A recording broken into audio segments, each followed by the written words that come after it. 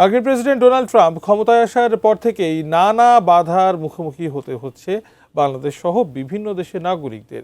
এই জটিলতার রেশ কাটতে না কাটতেই এবার ঢাকাকে নতুন করে সতর্কবার্তা দিল ওয়াশিংটন। আরও জানাচ্ছেন সাদিয়া সিদ্দিকা।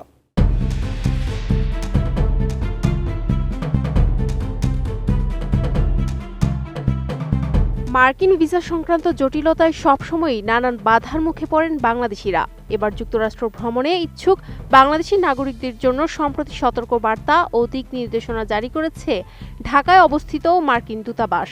গত বুধবার দূতাবাসের অফিসিয়াল ফেসবুক পেজে প্রকাশিত এক পোস্টে B1 B2 ভিজিটর ভিসার অপব্যবহার রোধে এই কঠোর বার্তা দেওয়া হয়। মূলত মার্কিন প্রশাসনের দ্বিতীয় মেয়াদে অভিবাসন ও ভিসা সংক্রান্ত নীতিতে যে কড়াকড়ি আরোপ করা হয়েছে তারই ধারাবাহিকতায় এই সতর্কতামূলক পদক্ষেপ নেওয়া হয়েছে বলে ধারণা করা হচ্ছে। দূতাবাসের এই নির্দেশনায় সবথেকে বেশি গুরুত্ব দেওয়া হয়েছে বার্থ ট্যুরিজমের উপর। B1 B2 ভিজিটর ভিসা নিয়ে যুক্তরাষ্ট্রে গিয়ে সন্তান জন্ম দেওয়া এখন থেকে সম্পূর্ণ নিষিদ্ধ করা হয়েছে।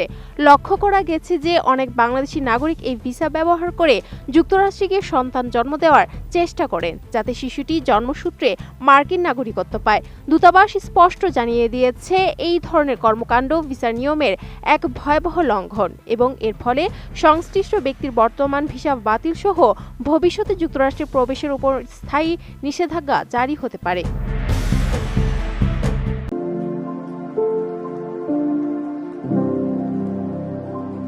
ভিসার বাণিজ্যিক ও পেশাগত ব্যবহারের ক্ষেত্রে কঠোর বিধিনিষেধ আরোপ করা হয়েছে।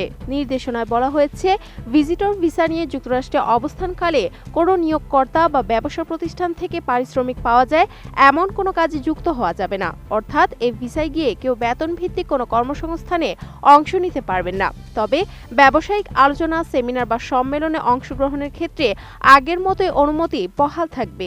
এক কথায়, এই ভিসায় গিয়ে কোনোভাবে আর্থিক সচ্ছলতার জন্য কোনো কাজ করা সম্ভব নয়। শিক্ষার ক্ষেত্রেও দূতাবাস তাদের অবস্থান পরিষ্কার করেছে।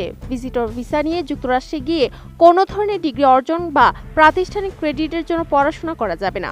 যদি কেউ সেখানে পূর্ণকালীন শিক্ষার্থী হিসেবে পড়াশোনা করতে চান, তবে তাকে অবশ্যই আলাদাভাবে স্টুডেন্ট ভিসা বা F1 ভিসা সংগ্রহ করতে হবে। পর্যটন ভিসাকে পড়াশোনার মাধ্যম হিসেবে ব্যবহার করা আইনত দণ্ডনীয়।